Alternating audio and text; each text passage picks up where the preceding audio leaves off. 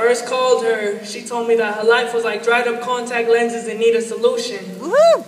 She had a hole in her heart because she never knew what love from the XY chromosome felt like. The absence of her father's presence was painted over with fake smiles and an obsession of turning new clothes into doormats. She was a chemist, converting pain into beauty. One smile from her opened wallets and bought movie tickets. She was a puppet master, making every puppet bow at her presence. Lined up like dominoes, she had them falling one by one till the force finally reached me. I stood my ground. I knew if I'd fallen like the rest, she would have just moved on to the next, so I played my bluff as if I was playing poker in the Las Vegas casino, and she fell for it. Communication was expressed by seconds, seconds turned to minutes, minutes turned to hours, hours turned to days, and days led up to our first date. Our first date was at the mall. As she walked towards me, I was entranced by her long black hair, tight white shorts, and overwhelmingly big, light brown eyes. Yeah.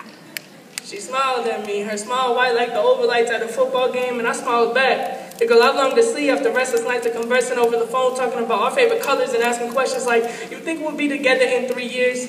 And I told her, "I don't know. Maybe. What do you think?" Now, when I said those words, she did not need to know that my mind was consumed by hormones, so my real answer was yes. I would date you as long as I need to satisfy my condom. And as I was contemplating how selfish my thoughts had been, her personality turned out to be worse than mine. What? She responded by saying, "Not unless I get that diamond necklace from Kay's." And I told her, "No problem, baby. Just wait till we go to the mall."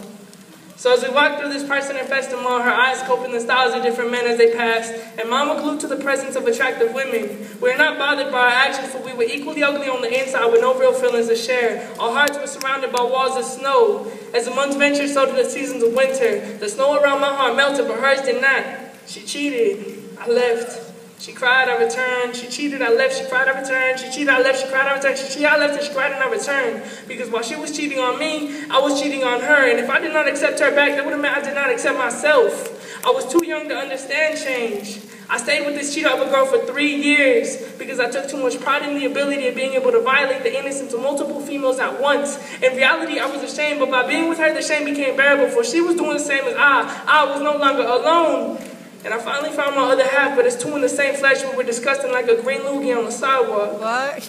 When I turned 16, our relationship had flourished, the cheating had ended, and her mother loved me.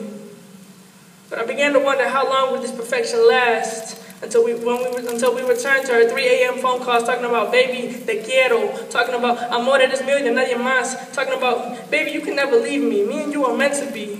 You see, I've come to realize this was never about what love did to me and her.